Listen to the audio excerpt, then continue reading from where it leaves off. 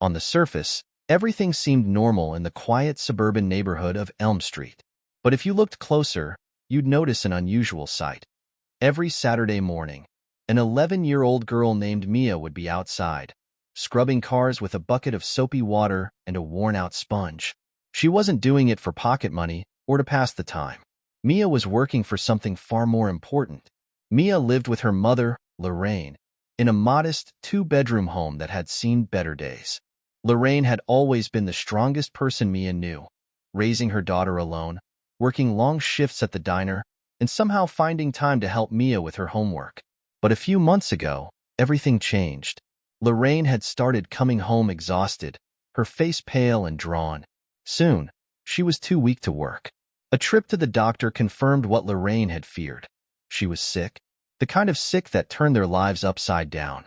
With no income and mounting medical bills, Lorraine had to quit her job, leaving Mia to shoulder a responsibility no child should have to bear. That's when Mia decided she had to help. It started small. She cleaned her neighbors' cars, charging a few dollars each. But word spread quickly about the little girl with a big heart and an even bigger determination. Soon, she was getting calls from people all over the neighborhood who wanted their cars cleaned. Not because they needed it, but because they wanted to support Mia and her mom. Every penny Mia earned went into a glass jar on the kitchen counter, labeled Mom's Health Fund. By the end of each day, her hands were raw, her back ached, and her clothes were soaked. But she didn't complain. She couldn't. Lorraine needed her, and Mia wasn't about to let her down.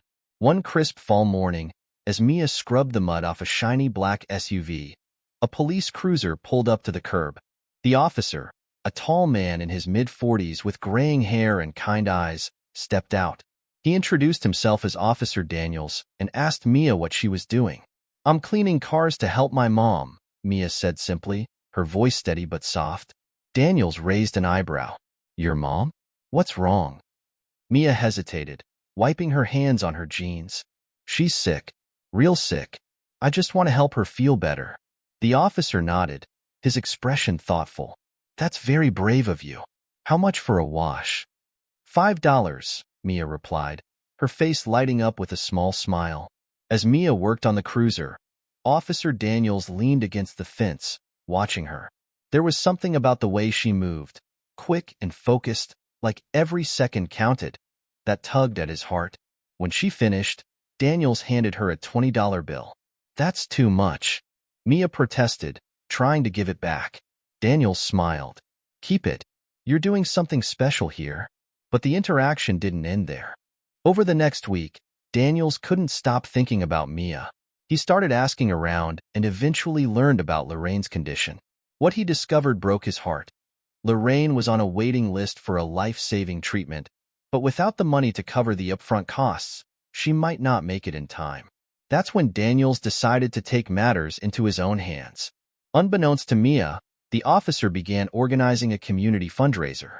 He rallied local businesses, spoke to city officials, and even got his precinct involved. "This little girl is doing everything she can," Daniels told them. "The least we can do is meet her halfway." As the days passed, Mia kept working, unaware of the growing movement around her. The jar on the counter filled steadily, but she knew it wasn't enough. Every night, she prayed for a miracle, and one was about to happen. Mia was scrubbing the tires of an old pickup when she noticed more people stopping to watch her work. It wasn't unusual for neighbors to wave or chat briefly, but now strangers seemed to linger, whispering among themselves. Mia brushed it off, too focused on earning her next $5. Meanwhile, Officer Daniels had been busy. The fundraiser he organized was picking up steam. Flyers had gone out across the neighborhood, and a local news station picked up the story, calling Mia a local hero.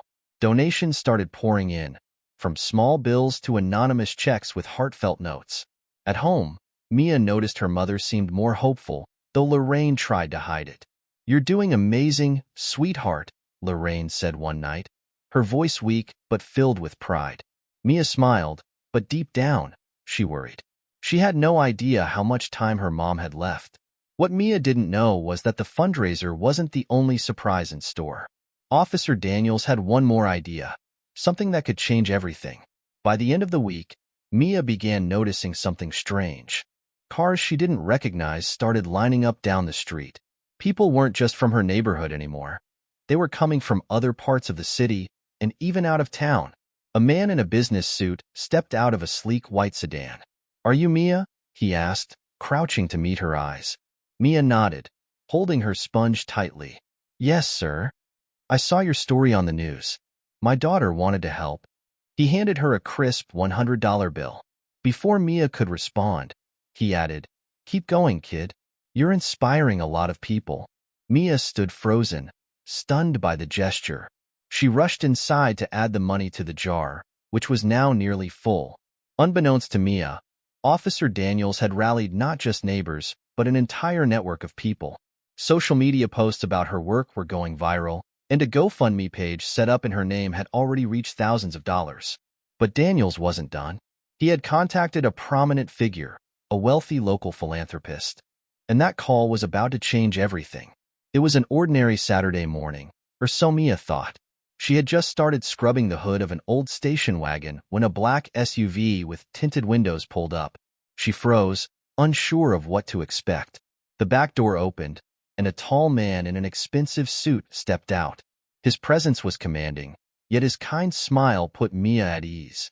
Behind him stood Officer Daniels, giving her a reassuring nod. "Are you Mia?" the man asked, his voice warm. "Yes," she replied hesitantly, clutching her sponge. "My name is Mr. Carter. I'm a businessman in the city. I heard about what you're doing for your mother, and I wanted to see it for myself." Mia blinked, unsure of how to respond.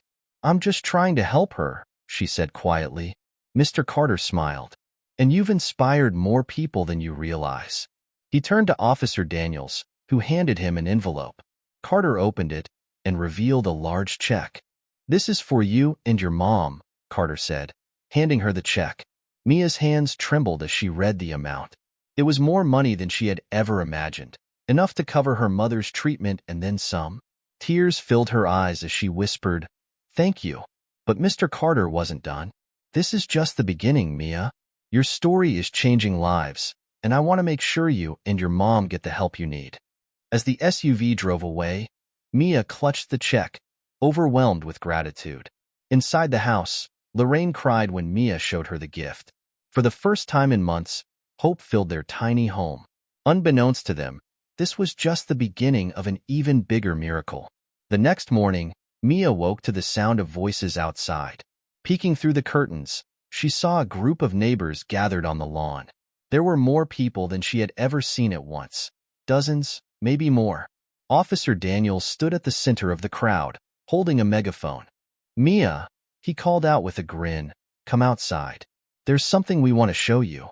Confused but curious, Mia stepped out in her worn sneakers, clutching her jacket against the cool air. The crowd erupted into cheers as she appeared. "What's going on?" Mia asked nervously.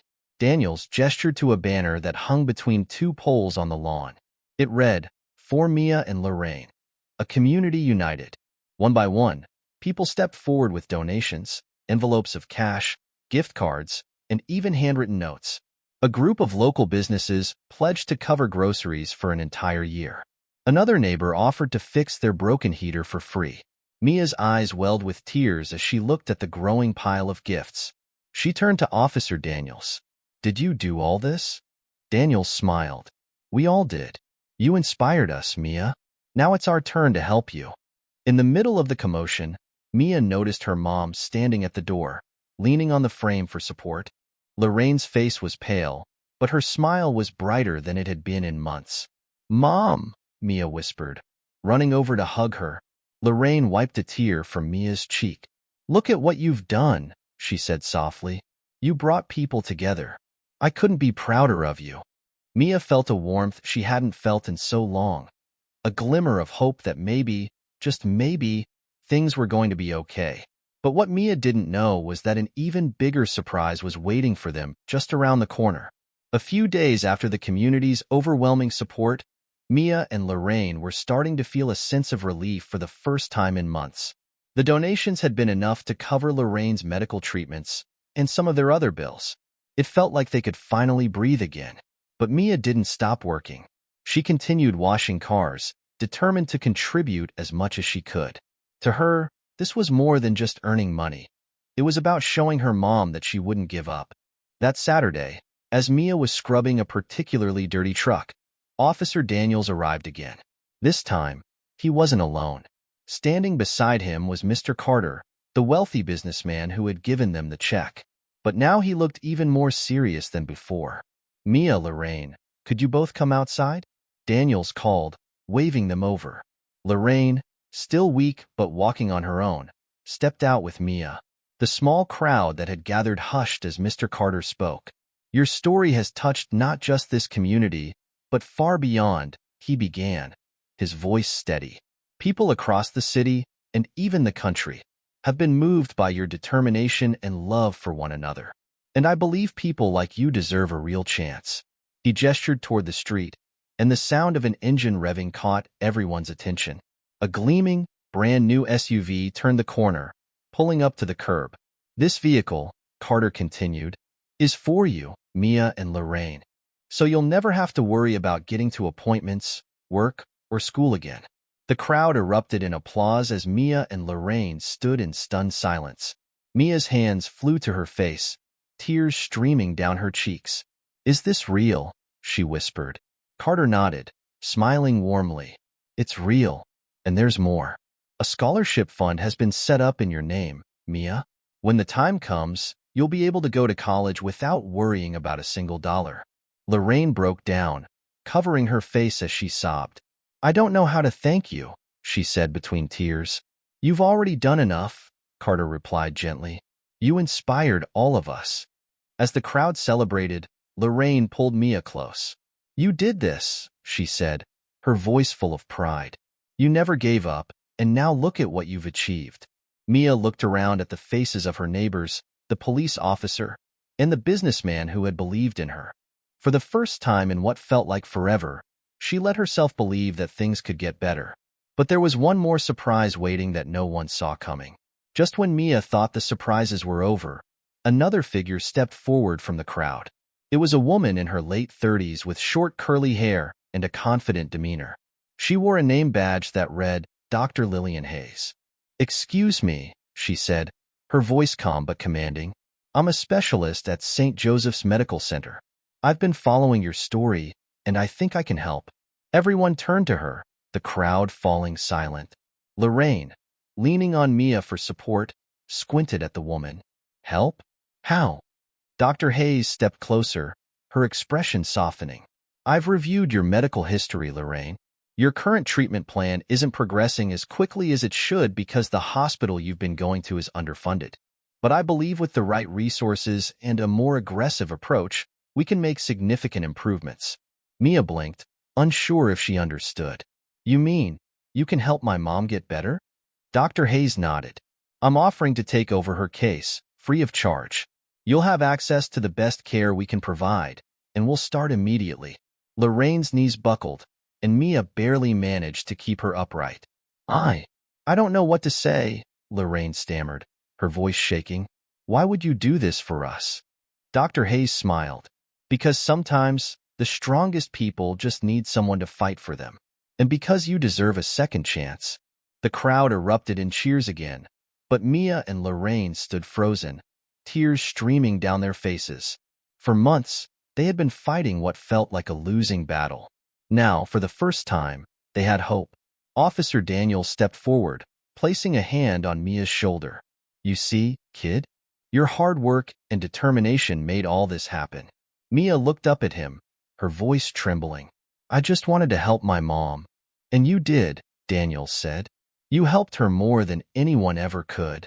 As the sun set on that unforgettable day, Mia, Lorraine, and their entire community realized that this wasn't just about one family's fight. It was about how much people could achieve when they came together. But the true miracle was yet to come. 2 weeks later, Lorraine sat in a private room at St. Joseph's Medical Center, hooked up to machines that monitored every vital sign. Dr. Hayes had wasted no time, assembling a team of top specialists to begin the aggressive treatment plan.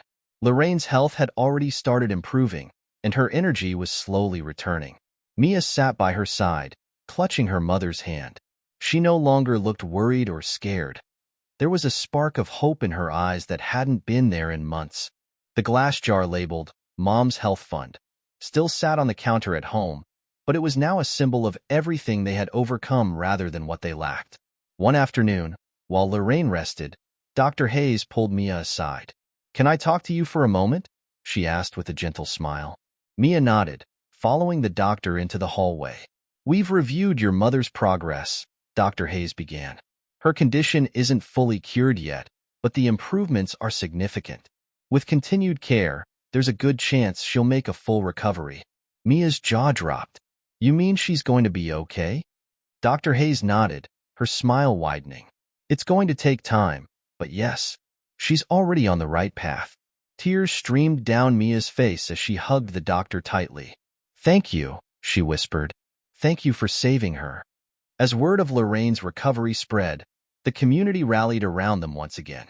The fundraiser had grown far beyond what anyone imagined, and people from all walks of life continued to donate. Even Mr. Carter returned, offering to cover any remaining medical costs. Officer Daniels visited often, bringing small gifts and words of encouragement. One day, he knelt down beside Mia and said, "You've changed this town, you know? You showed us what it means to never give up." Mia smiled. "I couldn't have done it without everyone's help, especially you." Daniels ruffled her hair, his eyes misty. "Don't sell yourself short, kid. You started this." Months later, as Lorraine walked out of the hospital on her own 2 feet, the entire community was waiting to greet her. Cheers filled the air as Mia and Lorraine embraced, surrounded by people who had become their extended family. In the crowd, Mr. Carter handed Mia a small plaque. On it were engraved the words, "To Mia, a true inspiration," proof that even the smallest actions can create the biggest changes. As the sun set on Elm Street that evening, Mia and Lorraine stood on their porch, looking out at the people who had stood by them. They weren't just surviving anymore, they were thriving. And for the first time in a long time, the future looked bright. Mia sat by her mother's bedside at the hospital, watching the steady rise and fall of Lorraine's chest. After weeks of treatment under Dr. Hayes' care, the change in Lorraine was undeniable. Her once pale face had regained some color, and her energy was slowly returning. But the fight wasn't over yet.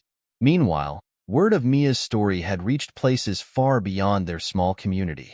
Social media had exploded with posts about her determination, and donations continued to pour in.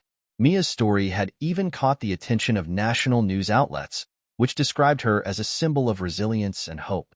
One day, as Mia scrubbed the last of her neighbor's cars, a black sedan pulled up to the curb.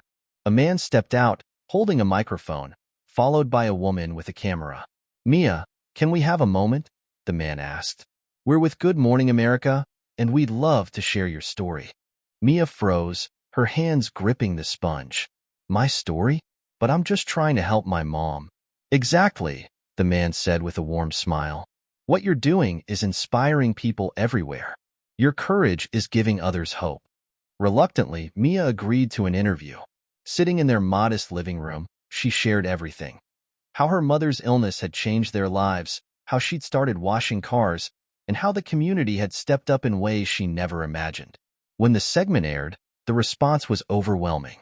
More donations poured in, and strangers from across the country sent messages of support.